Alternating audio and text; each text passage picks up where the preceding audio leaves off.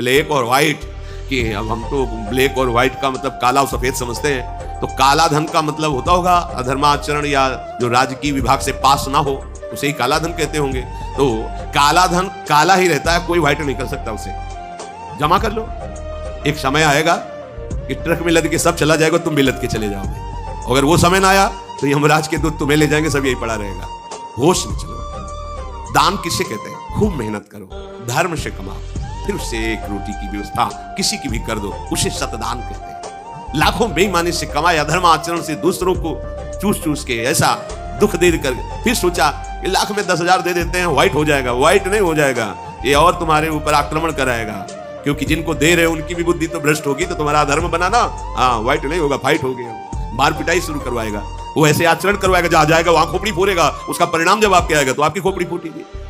White तो तब हो सकता है जब व्हाइट चलो। व्हाइट का तात्पर्य होता प्रकाश, श्वेत, ये लक्षण सतोगुण का। सात्विक भाव से चलो, मेहनत की कमाई से, पसीना चुहा के खूब मेहनत किया और फिर किसी को दिया, तुम्हारा परिवार उन्नतिशील रहेगा, तुम्हें लोक परलोक में सुख प्राप्त होगा। अन्याय से कमाए हुए धन का दान पतित कर देता है, पतित कर देता है। अब इसमें एक उपाय है, मुझे पता नहीं था, प्रमादवश मेरे से गलती हो गई, कभी जीवन में गलती नहीं करूंगा, अब सुधार के लिए करो, हो जाएगा। मुझे पता नहीं था, मैंने कभी सुना ही नहीं था, बस यही था कि धन प्राप्त करो, धन प्राप्त करो, और गलती हो गई। अब मुझे पता चला कि मैंने गलत किया है, तो अब लो नशानी, अब ना नशे करो, गौ सेवा, संत सेवा, ठाकुर सेवा, गलती कर आगे से नहीं करूंगा। ये एक सूत्र बहुत बढ़िया, अब लो नशानी, अब ना नशे, ये सबको पावन कर देता है, सब कुछ पावन कर देता है। पर ये ऐसा नहीं कि हम 100 कमा रहे हैं बेईमानी से तो 10 देते रहेंगे तो 90 व्हाइट होते रहेंगे, ऐसा कदापि कहीं नहीं लिखा।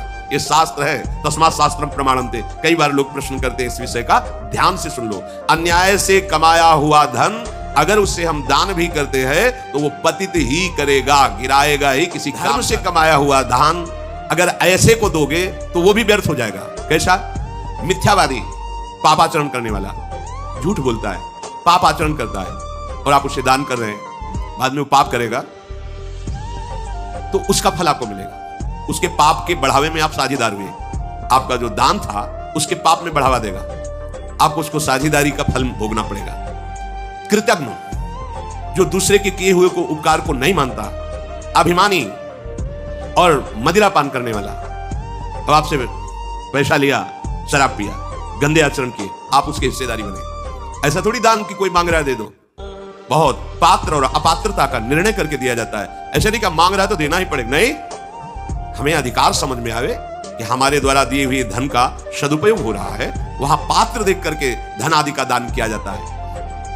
जो पतित हो चुका है, जो अधर्म व्यवसायी है, जो तमोगुण से आवृत रहते हैं और अंदर क्रोध भरा रहता है, अहंकार पूर्वक दान करते हैं, मेरा सम्मान हो, ऐसे का दान ही नहीं स्वीकार करना चाहिए। ऐसे का दिया हुआ दान व्यर्थ हो जाता है, उसे निश्चित अन्य योनियों में जाके कष्ट भोगना पड़ता है। तामसी अहंकारी दान करने वाला परिणाम में दुख ही भोगता है। मैंने दिया, ये मैंने बनवाया, ये मैंने किया, ये तमोगुण का लक्षण अहंकार है। श्रेष्ठ मंत्रवेत्ता, सतमार्ग में चलने वालों को दैन्य होकर छुपा कर दान देना, ये उत्तम लोगों की प्राप्ति कराने वाला। देखना है, धर्म से चलता है, हम जो धन देंगे उसका धर्म में प्रयोग होगा। मंत्रवेत्ता है, निरंतर मंत्र का अनुष्ठान करता रहता, पावर है। अगर हमारा धन ऐसी जगह गया तो हमारे पापों का नाश करके उत्तम लोगों की प्राप्ति करें। शास्त्र के अनुसार चल के खूब भजन परायण, खूब साधन परायण है, कहीं कोई पापाचरण नहीं है, ऐसे को यदि दान दिया जाए तो वो तार देता है। ये दान उसको जितने भी अपराध उन सबसे तार देता है। पर दान देने का अधिकार पात्र को देखकर, ऐसा नहीं कि किसी को भी कहीं भी हम